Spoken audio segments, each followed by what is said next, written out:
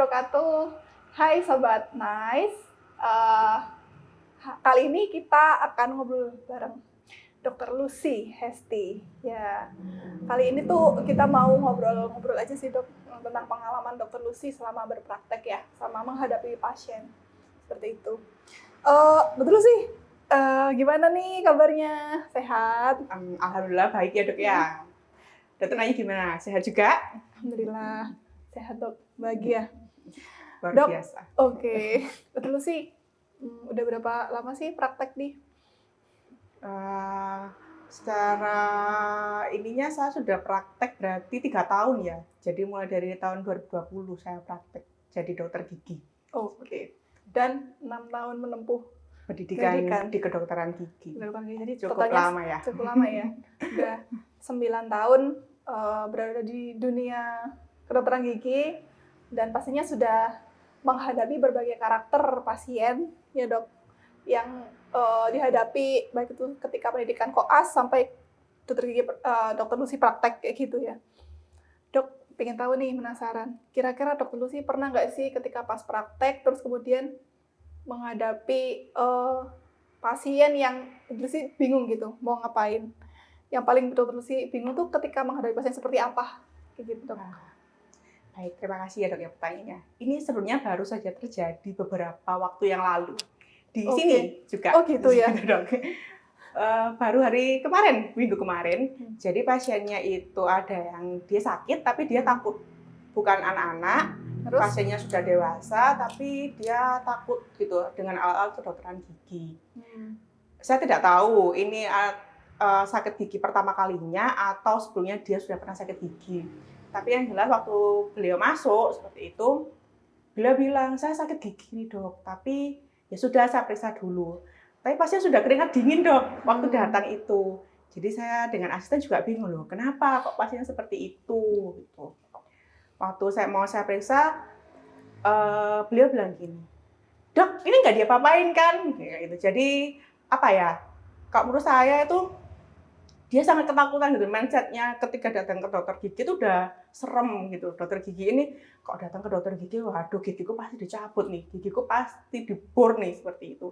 Padahal kan nggak semua tindakan kedokteran gigi seperti itu dok ya. Jadi saya bingung, masalahnya ini bukan anak-anak yang pertama, untuk beliau sudah dewasa, sudah bahkan umurnya lebih tua daripada saya sebenarnya. Jadi saya bingung, terus gimana ibu kalau ibu tidak mau membuka mulut, saya juga nggak bisa lihat nih kondisi giginya ibu seperti itu. Padahal butuh ya dok? Padahal butuh banget. Itu kondisi gawat darurat. Jadi beliau bilang, saya sudah sakit gigi 3 hari dok, sudah minum obat macam-macam. Tapi ketika mau dibuka nih mulutnya, orangnya takut. Udah keringat dingin dok, jadi udah pucet gitu. Padahal nggak diapa-apain, baru duduk di dental unit seperti itu.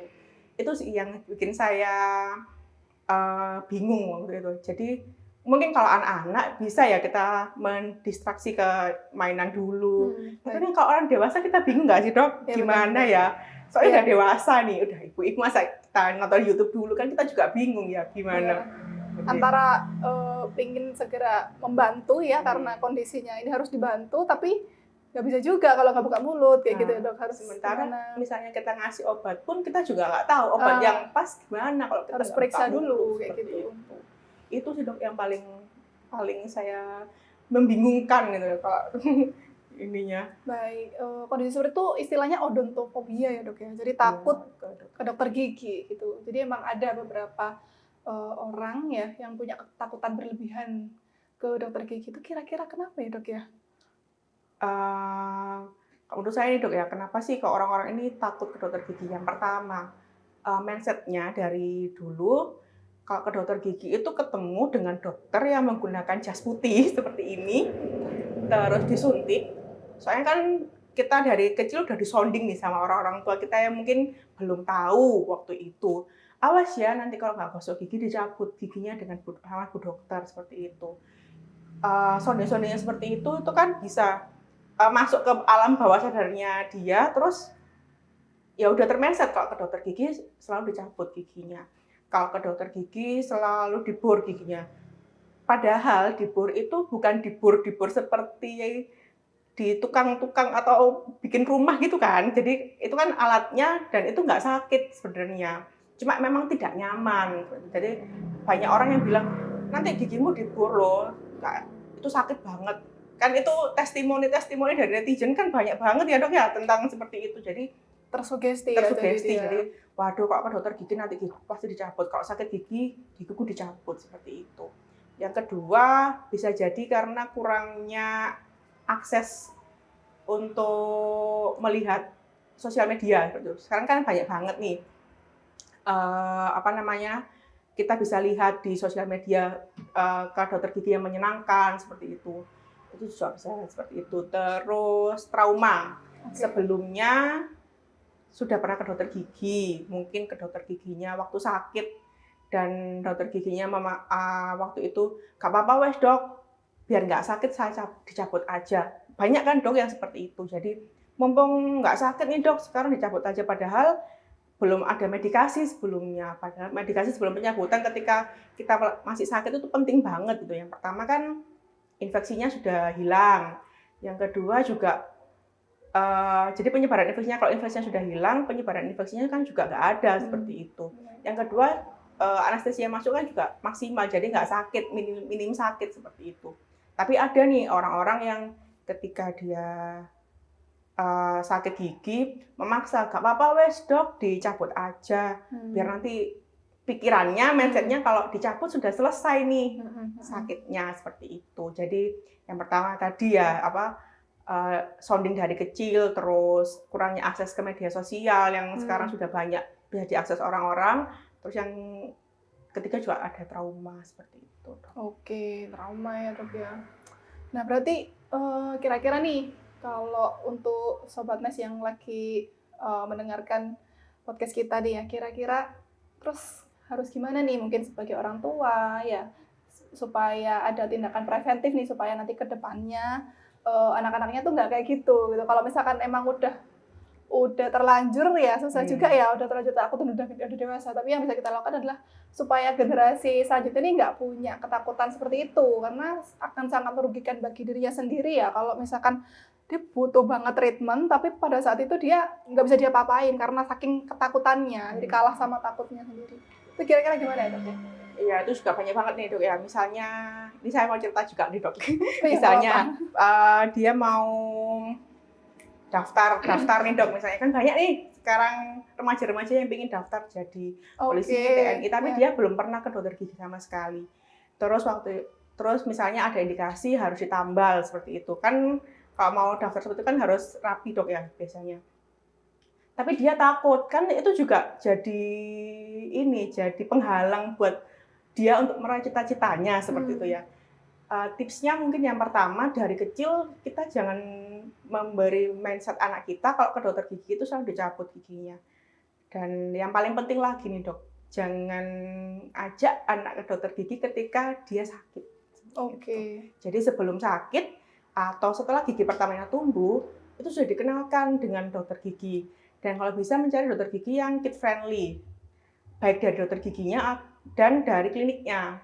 Jadi nggak terdistract kalau ke dokter gigi selalu menggunakan baju putih, terus harus antri, terus di situ ada suara bor seperti itu. Jadi kan sudah banyak nih sekarang klinik-klinik yang ada background-nya seperti itu. Jadi dari kecil kita harus menanamkan ke anak kita kalau ke dokter gigi itu nggak sakit loh. Ke dokter gigi itu menyenangkan. Seperti itu.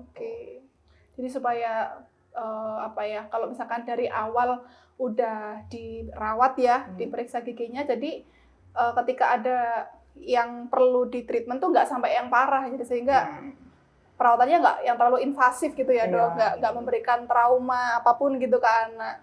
Dan harapannya kayak gitu. Jadi orang tua juga jangan terlalu memaksakan kehendaknya ke anak. Soalnya banyak banget nih Sobat Nes, orang tua itu yang misalnya, dok ini gigi anak saya ini gigis dok, gimana kalau dicabut aja, padahal itu belum waktunya buat dicabut. Sementara anaknya udah nangis nih, udah jago silat di depan gitu, nggak mau mama, nggak mau, tapi orang tuanya, ibunya gitu, itu harus dicabut, kalau nggak dicabut nanti gigimu berantakan seperti itu. Padahal kan nggak selamanya seperti itu. Jadi ya kita harus mensonding dari rumah, kalau mau ke dokter gigi, nanti di dokter gigi itu ada alat-alatnya loh. Alat-alatnya itu nggak sakit, nggak bikin sakit, mungkin tidak nyaman, seperti itu. Oke, berarti PR juga nih bagi orang tua yang kira-kira anaknya tuh baru pertama kali ke dokter gigi ya dan harus dirawat, mungkin tidak berekspektasi anak itu langsung diterima pada saat itu mungkin ya dok ya. Itu jadinya nanti ada pemaksaan itu yang kita hindari. Jadi memang anak butuh adaptasi gitu ya dok ya. Oke. Wah, tipsnya mantap sekali Dokter Lucy. Terima kasih. Iya, insight-nya. Oke, Sobat Nice, itulah obrolan kita sama Dokter Lucy. Menarik sekali. Terima kasih ya sudah menyimak dan sampai jumpa di podcast kita lainnya. Bye.